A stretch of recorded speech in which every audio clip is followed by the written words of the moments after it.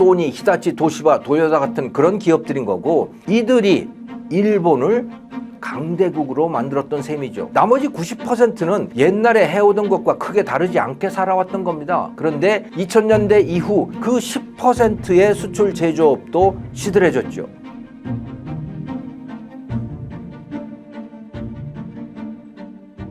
여러분 안녕하세요. 김정호의 글로벌 경제 트렌드, 오늘은 일본 경제 이야기입니다.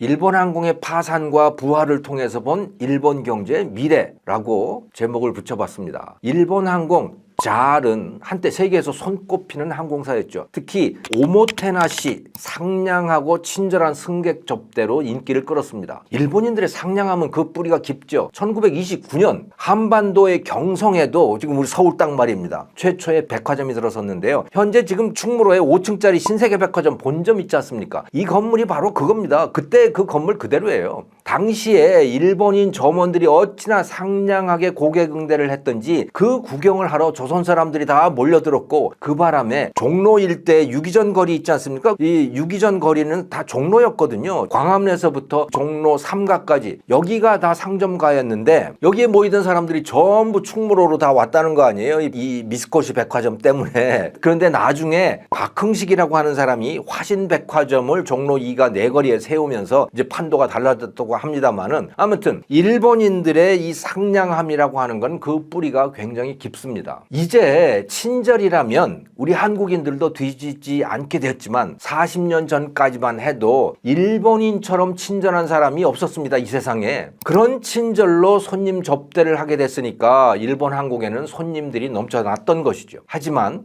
다른 항공사들이 속속 등장하는 데다가 승객 접대도 상향 평준화가 되어갔습니다. 대한항공도 엄청나게 친절해졌던 거죠. 경쟁력을 잃은 일본 항공은 수익성도 떨어지게 됐습니다. 그리고 급기야 적자가 쌓여서 정부 도움으로 겨우 생존하는 신세로 전락을 하게 됐고요. 그것마저 한계에 부닥쳐서 2010년 결국 파산 신청을 하기에 이르렀습니다. 당시의 부채 총액은 2조 3천억엔, 우리 돈으로 하면 20조 원이 넘었어요. 그런데 직원 수는 5만 1천 명, 회사 내에 노조는 무려 200개가 넘었다고 합니다. 그야말로 노동자 천국인 기업이 되어버린 것이죠. 그런데 말입니다, 3년도 채 지나지 않은 2012년 이 회사는 적자를 다 털어내고 흑자 회사로 철저하게 변신하는 데 성공을 합니다. 증권시장의 재상장도 이뤄냈고 말입니다. 그 중심에는요, 78세 노인인 이나모리 가스오라는 경영자가 있었습니다. 교토 세라믹, 쿄세라라고 하는 기업을 창업을 해서 세계적 반열에 올려놓은 사람이죠. 마쓰시다 고노스케, 혼다 소이치로와 더불어서 일본 3대 경영의 신이라고 불리는 사람입니다. 파산 상태의 일본 항공을 놓고 이걸 어떻게 할지 몰라 하던 국토교통성 장관, 은퇴한 이 노인을 찾아서 제발 일본 항공을 좀 맡아달라 간청을 하게 됩니다. 그런데 이분은, 이 이나모리 가스오는 항공업의 항자도 몰랐던 사람이에요. 뭐 전자 부품을 하던 분이죠. 그래서 여러 번 거절을 했는데 할 수 없이 결국 맡게 됩니다, 이 회사를. 그리고 놀랍게도 3년도 되지 않아서 이 회사를 살려낸 거예요. 도대체 무슨 일이 있었을까요? 그 자초지종은 이나모리 가스오 1155일간의 투쟁이라고 하는 책에 잘 나와 있습니다. 방법은 의외로 간단했습니다. 기업의 기본으로 돌아가라는 것이죠. 기본은 뭐냐? 고객이 원치 않는 것은 하지 말라, 원하는 것은 더 하라. 그야말로 아주 뻔한 이야기였어요. 일본 항공 직원들은 일본 최고 학벌의 인재들이었는데요. 그래서 이 동경대 출신들이 굉장히 많았다고 해요. 그런데 이나모리 회장은 이런 임원들을 모아놓고 정기적으로 이 시간 날 때마다 이런 잔소리를 해댔던 겁니다. 이 들으나 마나한 소리 아니겠어요? 그래서 이 임원들은 아주 정말 싫어했는데 그 소리를. 근데 어떡하겠어요? 뭐 회장으로 왔으니 어쩔 수 없이 그 말을 듣지 않을 수가 없었던 겁니다. 그래서 승객이 없는 노선은 폐지하고 할 일 없는 부선은 다 없애버렸습니다. 손님 많은 노선, 또 일 많은 부선은 더 늘렸던 것이죠. 이렇게 하다 보니까 적자는 어느새 흑자로 돌아섰고 다시 상장을 하는 데에도 성공을 한 겁니다. 중요한 사실은요, 그 학벌 좋은 임원들, 그 직원들이 이렇게 당연한 일을 하지 않았다는 사실인 겁니다. 그저 서로 유식한 말들을 해가면서 회의만 반복했던 거죠. 그래서 지금까지 해오던 일을 충실히 해나가는 것, 그것이 일본 기업들의 현재 모습인 것 같습니다. 어쩌면 그런 것이 장인정신이고 모노츠쿠리일 수도 있어요. 그렇더라도 자기들끼리만 있으면 그럭저럭 괜찮은데 외국 기업이 치고 올라오면 뭐 당할 재간이 없는 겁니다. 그래서 일본 기업들이 붕괴를 면할 수가 없는 거죠. 소니와 히타치, 도시바가 삼성, LG의 도전을 견디지 못하고 다 무너져 내렸듯이 말입니다. 그런 일본이 세계 2위의 경제 대국이 될 수 있었던 데에는 엄청난 외부 충격과 함께 강력한 리더들이 등장했기 때문이다. 저는 그렇게 생각을 합니다. 첫 번째 충격은 1853년에 쿠로훈의 검은 배 흑선 사건인 거죠. 미국 해군의 페리 제독이 엄청난 군함을 끌고 와서 일본 앞바다에다가 세워놓고 일본에게 개항을 요구하지 않았습니까? 우물 안에 개구리처럼 갇혀있던 일본인들은 그 엄청난 미국의 위력에 압도를 당하게 됩니다. 그리고 나라 문을 열어 젖혔죠. 그때부터 서양 문물을 적극적으로 받아들였습니다. 시부사와 에이치, 후쿠자와 유키치, 이토 히로부미 같은 이런 걸출한 지도자들도 등장을 하게 됩니다. 그러면서 조선과 만주, 중국, 동남아 일대를 점령을 하고 또 도조 히데키 그의 명령에 따라서 하와이 섬까지 공격을 하기에 이르게 되죠. 강력한 리더가 시키면 충실히 따르는 존재, 그것이 일본인인 듯 합니다. 그 때문에 미국과의 전면전을 치르게 됐고 결국 국토 전역에 공습과 원자탄 공격까지 받아서 나라 전체가 잿더미로 변해버렸습니다. 자, 그게 첫 번째 외부 충격인데요. 두 번째 외부 충격은 바로 잿더미가 된 그 사건입니다. 완전히 소멸될 수도 있는 절체절명의 시기에 중국의 공산화가 이루어지고 또 그리고 한국 전쟁이 터지게 되죠. 그러면서 이 일본이라고 하는 나라는 가까스로 기사회생을 하게 됩니다. 군대도 가지지 않겠다고 스스로 포기해버리죠. 그리고 돈벌이에만 몰입을 하게 됩니다. 그런데 이번에는 기업가들이 혜성처럼 등장을 합니다. 소니를 창업한 모리타 아키오, 마쓰시다 전기의 마쓰시다 고노스케, 혼다 자동차를 세운 혼다 소이치로, 쿄세라의 이나머리 가수오, 종합무역상사라고 하는 비즈니스 모델을 개척한 세지마 류저 같은 사람들입니다. 이들이 불같이 일어난 거예요. 이들이 있을 때에는 일본 경제는 승승장구를 했습니다. 외부 충격이 주어지면서 사람들이 정신을 번쩍 차리게 되고 뛰어난 지도자들이 나왔던 거죠. 그런데 이들이 늙어서 물러나자 기업들도 시들시들해졌습니다. 전문 경영인 체제라고 하는 미명하에 모든 직원의 합의에 의존하는 경영. 그런데 그래서 아무것도 결정할 수 없는, 어떤 변화도 할 수 없는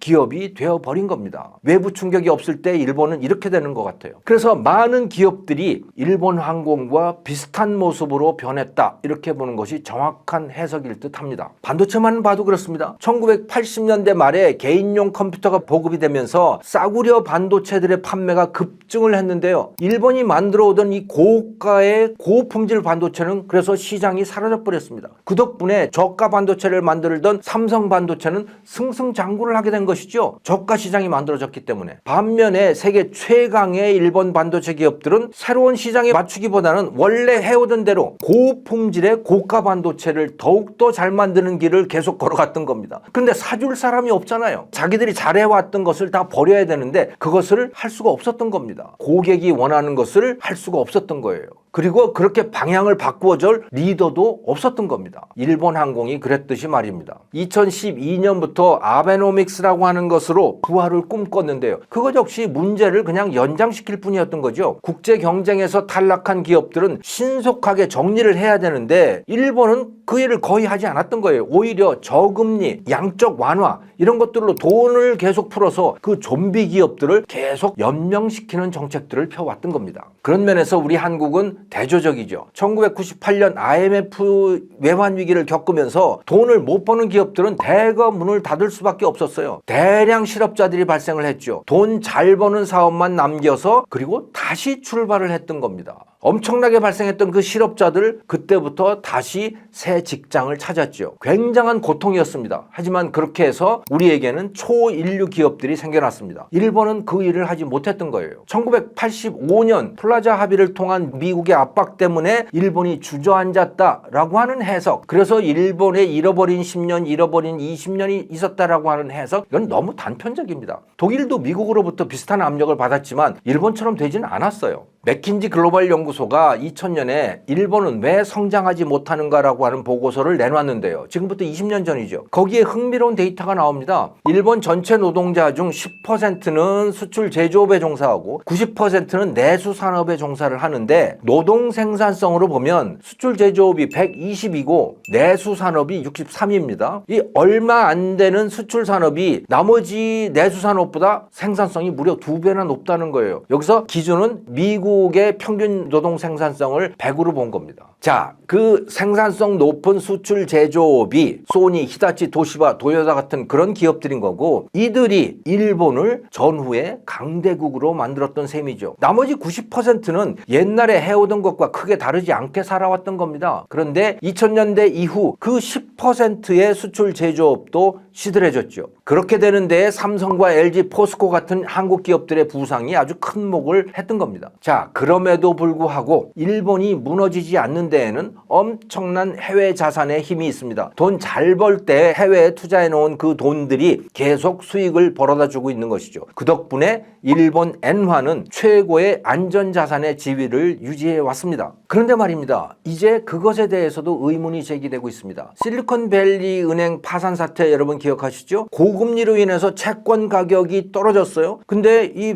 은행이 채권에 많은 투자를 해놨는데 그 가치가 떨어져서 예금자들이 불안해서 이제 예금을 뺐지 않습니까? 그래서 파산에 이르게 됐는데요. 일본도 미국 국채를 비롯한 이 해외 채권들을 엄청나게 보유하고 있어요. 거기에 투자를 많이 한 거죠. 근데 그것들의 가격 역시 떨어졌습니다. 아마 일본인들이 보유하고 있는 해외 다른 자산들도 비슷한 상황일 겁니다. 해외 자산의 가치 축소는 국가 신용도에도 영향을 줄 수 있는 요인입니다. 그것 때문인지 일본 국채 CDS 프리미엄이 17 수준에 머물러 있었는데요. 그런데 이 실리콘밸리 은행 파산 사태가 난 이후에 5년 만기 일본 국채 CDS 프리미엄이 27 수준까지 올랐습니다. 이것이 얼마나 큰 파급 효과를 가져올지 아직 확실치는 않지만 일본이 갖고 있는 해외 자산의 파워, 그 파워의 중요한 일부가 위축되고 있는 것은 분명해 보입니다. 김종호의 글로벌 경제 트렌드 오늘은 여기까지입니다. 시청해 주셔서 감사합니다.